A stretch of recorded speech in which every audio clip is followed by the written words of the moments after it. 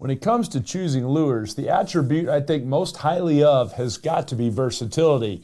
And we're going to talk about one of the most versatile baits of all in this episode of Fishful Thinker, the podcast. I'm Chad LaChance, and you're listening to Fishful Thinker, the podcast. All things fishful, all the time.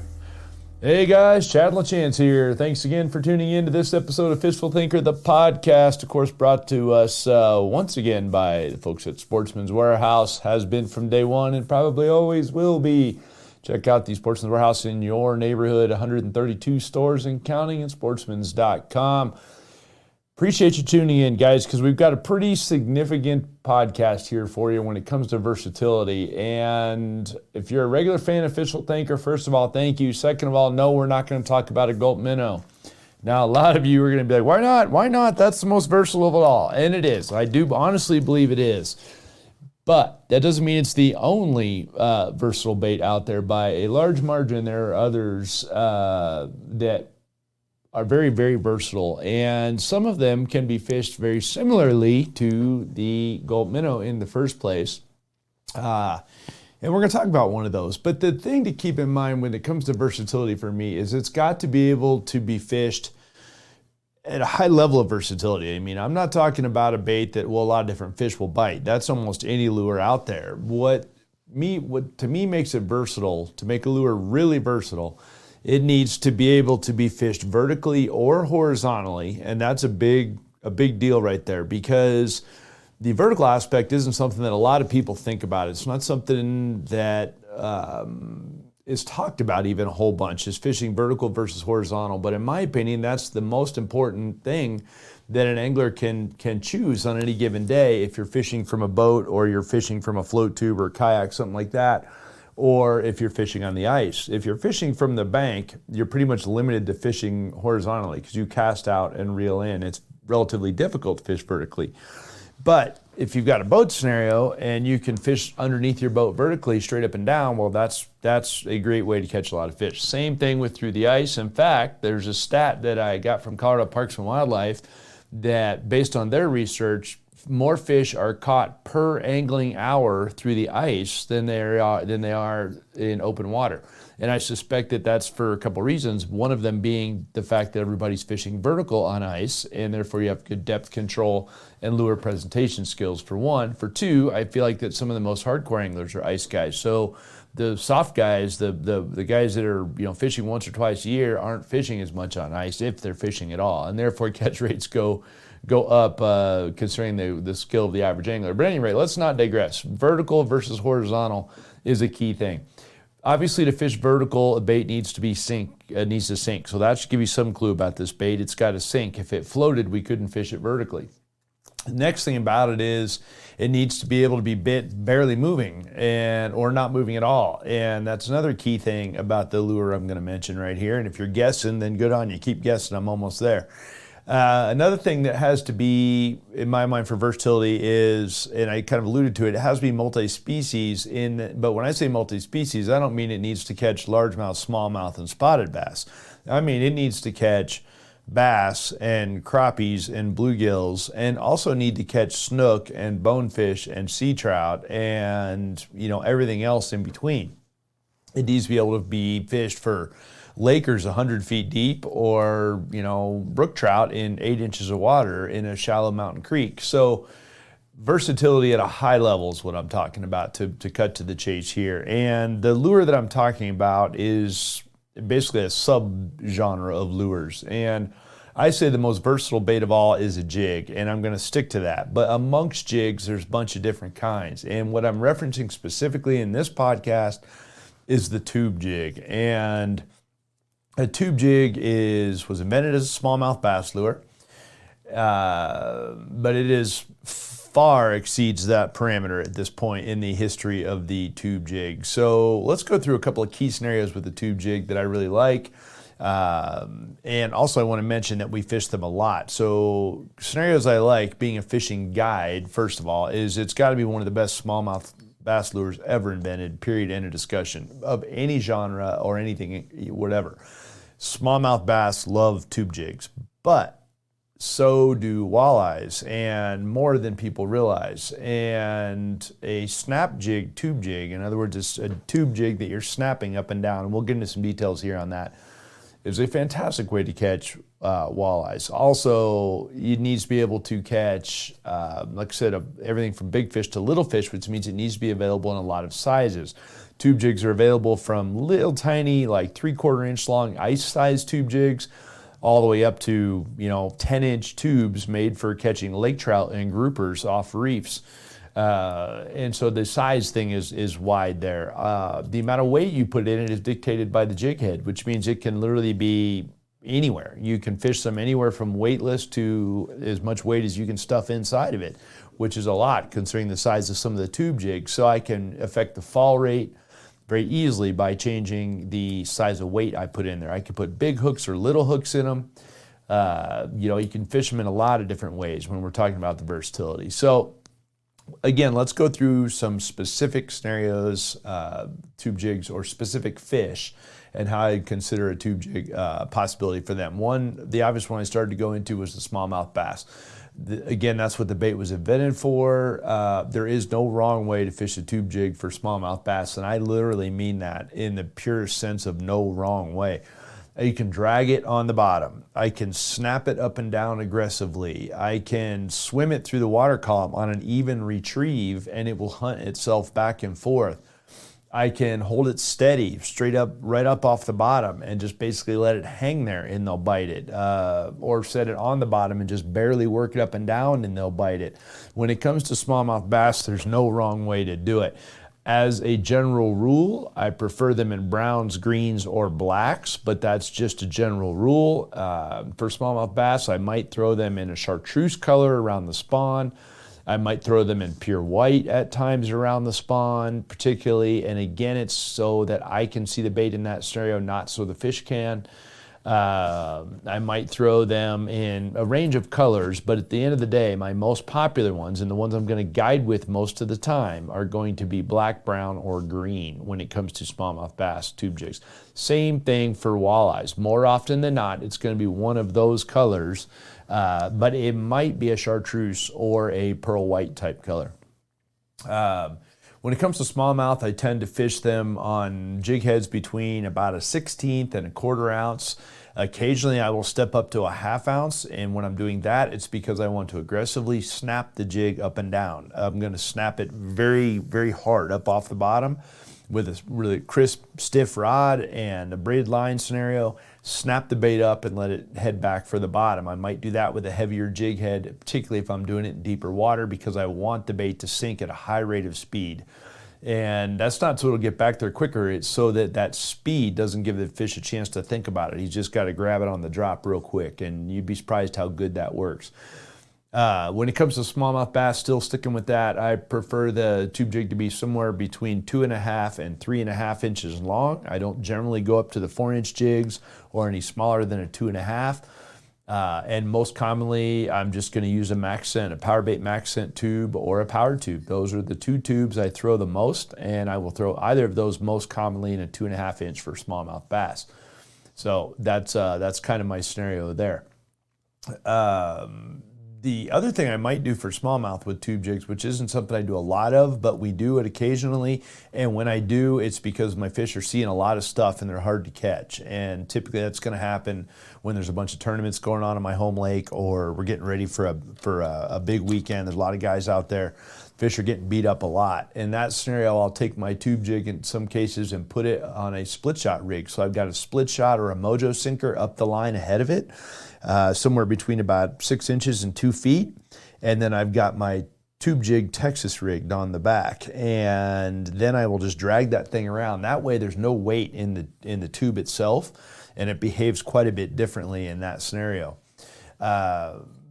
It will get bites when a lot of people are fishing tube jigs, and I'll do one of two things. I'll either fish the Gulp minnow or I'll fish the tube jig with a different rig when it comes to that. And I guess in that scenario, it's really just a tube, not a tube jig, but same idea, you get the point. It's the same soft plastic bait. Now, I mentioned Texas rigs. Another very common way for me to throw a tube jig is for largemouth bass is on a Texas rig, and that typically is going to be a 3.5 to 5 inch tube at that point. In that case, I really like a 4 to 5 inch tube a lot. I will Texas rig it with a sliding sinker ahead of it. In some cases, I'll peg that sinker if there's heavy cover that I'm worried about. If it's just slime cover or something like that, then I won't peg the sinker. I like the idea of the tube jig chasing the sinker as it sinks. So in other words, a little bit of separation between the sinker and the tube jig, and I will typically use a colored sinker in that scenario and let the tube jig appear as though it's chasing the sinker. But a Texas rig tube for me, pitched around cover, is a fantastic largemouth bass bait. Works really, really good in that realm as well. When I Texas rig them, I tend to use an EWG hook. It keeps the tube nice and straight, EWG being the extra wide gap, as opposed to just a straight shank worm hook or something like that, because again, the tube sits nice and straight. Another thing that adds to the versatility of the tube jig when it comes to Texas rigging is throwing it around like heavy bushes and things for either walleyes that are up in flooded cottonwoods, very common scenario there, or another one being snook up around mangroves, and you can Texas rig it and then pitch it up around mangroves. That way, mangroves being a shoreline tree, if you're not familiar, I guess if you're not familiar with mangroves, you're probably not going snook fishing, so that might have been a dumb comment. But snook fishing around the mangroves can be very snaggy, and Texas rigging a bait can be a good choice to do that. And I would do that just like I was largemouth bass fishing in the wood cover, and therefore I can Texas rig a tube, and it'll get you the same bites from snook as it'll get you from largemouth bass.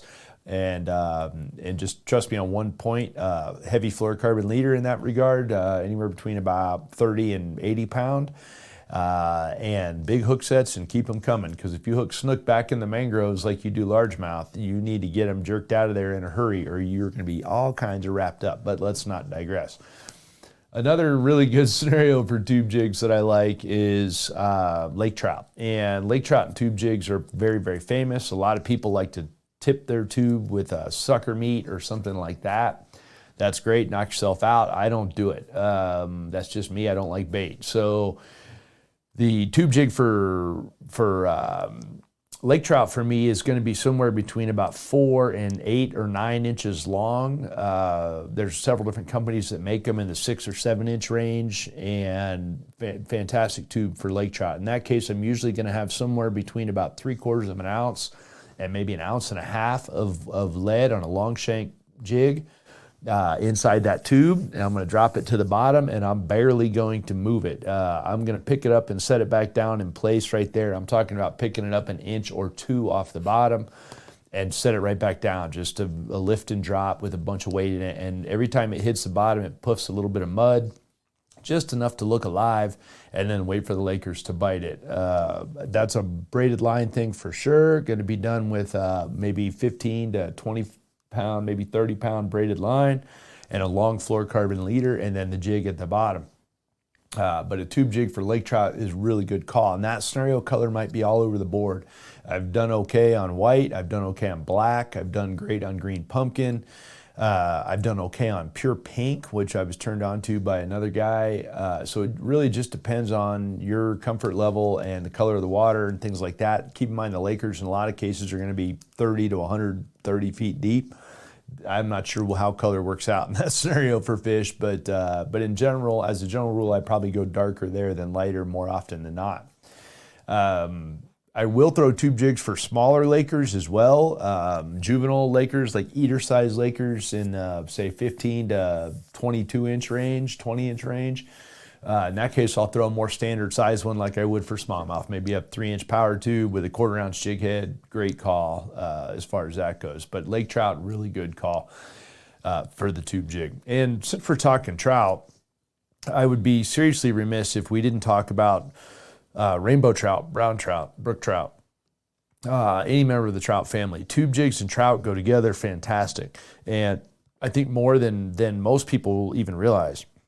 And I know some really hardcore trout guys that don't throw tube jigs, and I always question that. And at the end of the day, a 2.5 inch tube to a 3.5 inch tube is a really good way to catch all kinds of trout. And one of my favorites is around some of the prairie pothole style lakes, or the pothole style, maybe not prairie, I guess that's a South Dakota thing, but the lakes you find in like North Park, Colorado, South Park, Colorado, Laramie, Wyoming area, they're shallow, flat, weedy lakes, and let the tube sink into the weeds and then snatching it out of the weeds just like a good bass fisherman would do with hydrilla. Same scenario works very, very well for catching trout. And this time of year, I'm recording this in November, if you want to catch some of the biggest cut bows you've ever seen or rainbows, go fish where the brown trout have been spawning and drag a tube jig around, and you will see some big cut bows and rainbows that are up there taking advantage of the brown trout where they spawned. Surprisingly enough, you can return that same favor in spring and catch browns on the same tube jig in the areas that the rainbows are spawning. So the tube for trout is just very, very fundamental thing. In the river, I love tube jigs. I tend to throw them 45 degrees upstream and do just enough lift on them to get the current to push them down current, and just keep working them down current at a 45-degree angle. Very good scenario, great way to catch trout. In standing water, I tend to make long throws, get them away from the boat,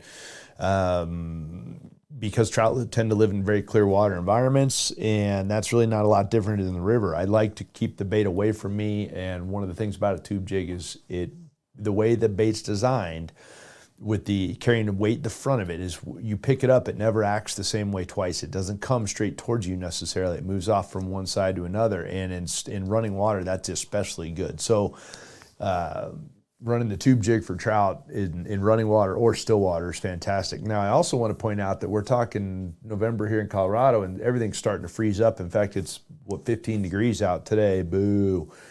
We're getting ice, and tube jigs and ice fishing go together fantastic. And I think it has a lot to do with the line tie being on top of the jig.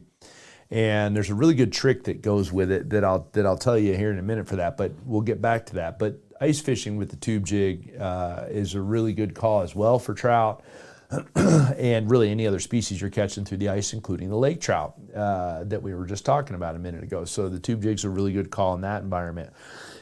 Flats fishing environment, and this is an area that it's really not fished very much, and in the grand scheme of things, I'm not sure I understand why that is, but flats fishing for redfish or sea trout, great bait as a tube jig. Fish for the same reasons it is everything else.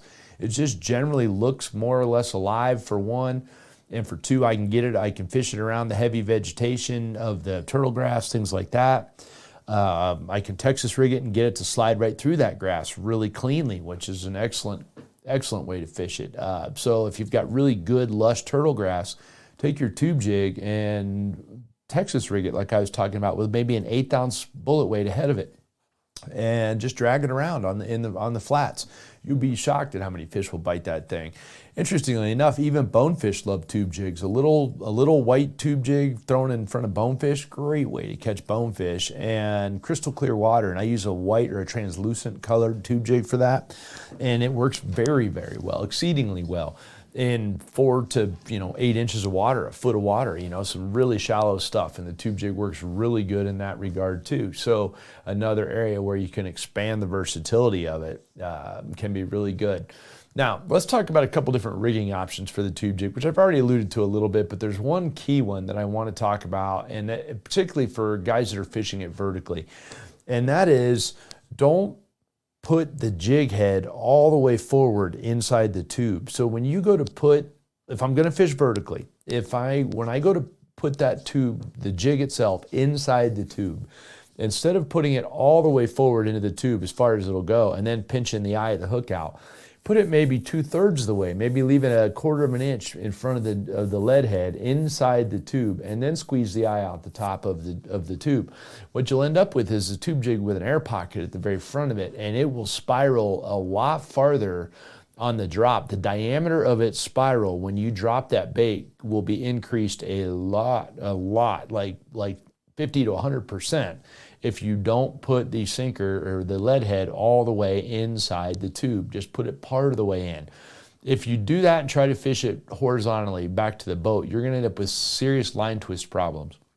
So don't yell at me about that. You either need a swivel ahead of it, or you need to go ahead and put the sinker all the way in, put the lead head all the way in the tube if you're going to fish it horizontally. But if you're going to fish it vertically, putting the lead part of the way in, and then when you snap that bait up, it's going to run off to one side or the other for starters just when you lift it, and then when you slack it back out, it's going to spiral big time off to one side or the other, and I mean big time off to one side or the other, like 3 feet, and that's going to give you a big gliding fall, and that gliding fall is magical for getting bites from a lot of different fish. And I did it through the ice one time and was watching trout, and the water was real clear. I was watching the trout underneath the hole, underneath the ice and the hole. The ice was clear. It's like 3 inches thick and crystal clear, and I hate that. I am not a fan of ice fishing, to be honest with you. I don't like being on the ice. I grew up in South Florida. First time I ever went ice fishing, I fell through the ice, and it ruined the whole experience for me. So never been a giant fan of being on clear ice. Well, I was out on crystal clear ice. I'm in shallow water. I'm working this tube. I've got the lead head way back in the back of the tube instead of jammed all the way up in there. So I get a big giant spiral. And the reason being is I was in shallow water. And I'm staying in shallow water because if I fell through the ice, I could touch the bottom. So it was only like 4 feet deep.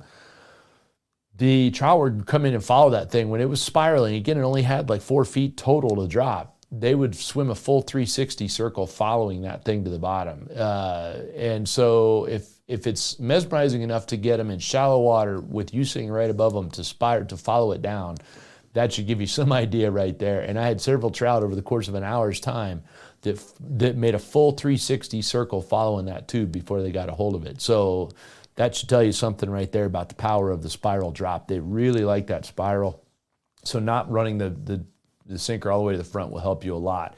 Another thing that can help you with the tube jig if you're getting really light biters is to take a treble hook. And so basically, long story short, take your line and poke it through the front of the tube, okay? Then out the back of the tube, obviously where it's hollow end of it, and then slide it through a sinker, and then tie it to a small treble hook, and then pull that treble up to the back of the tube, separate the tentacles evenly around it. Now I have a treble hook that is holding my tube. My sinker's still internally, and I've got a tube jig that if a fish picks it up off the bottom at all, you got a really good shot at getting them. You're not going to miss very many hook sets with that. It is not going to spiral the same. Understand that. A Texas rig tube of any sort, whether the sinker's inside of it or outside of it, will not spiral on the drop like it will on a jig head. However, you're taking the same tube and you are making it very, very hard for fish to pick up and not get a clean bite on. So that can be really important if you're getting nippy fish or if you're fishing around bed fishing scenarios, which a lot of guys are advocates of. Not a big fan of it myself. Not opposed to it ethically. I just don't feel like that it's quite as rewarding as catching fish other ways. And but I will tell you this: I've seen fish that can be very tricky to catch off beds. And having that tube jig with the bullet weight on the inside of it and then the treble hook on the back makes it a lot easier to get those fish pinned if they nip the bait, pick it up, try to put it somewhere else. So that can be a good trick to it as well. Another good trick for tube jigs can be to dip the tentacles different colors. That can be excellent for mixing and matching your colors. So a little chartreuse dip or something like that can be really good. And along those same lines, is snipping off like every other or every third one of the little tentacles on the back of it, which will make it a lot more sparse. It'll add more visible action to the bait. I don't guess it actually in the real world adds more action, but it appears as though the bait moves more. So doing that, or even just staggering the look of the length of the tentacles. So leave some of them full length, cut some of them maybe by a third, and then cut some of them by 2/3. And so you've basically layered the look of the skirt like you would on a high quality spinnerbait, or the legs on a high quality rubber frog. You might layer those, same kind of thing with a tube jig. That can be a really good call for you as well. And then the other thing I'll throw out with them is you can do a lot of other stuff with them. You can just straight nose hook them and put them on a drop shot, which works surprisingly well.